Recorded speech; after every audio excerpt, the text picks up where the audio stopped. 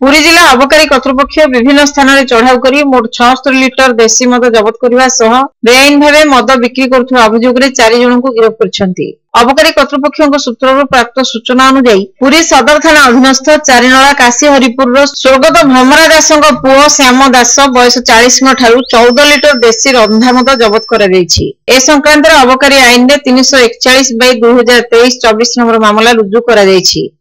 कुंभारपड़ा थाना अधीनस्थ नरेंद्र कोण मंगला साहिरू जबत कर 17 लिटर देशी मद ए संक्रांत 342/2023 24 नंबर मामला रुजु कर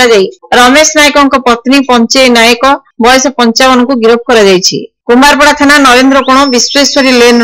अजु भोई पत्नी श्रीमती भोई बयस 30 ठारू 15 लिटर मद जबत कर गिरफ्त कर ए संक्रांत 343/2023 24 नंबर मामला रुजु होईछि। सदर थाना अधीनस्थ खंडिया बंधुरु 30 लिटर देशी मद जबत कर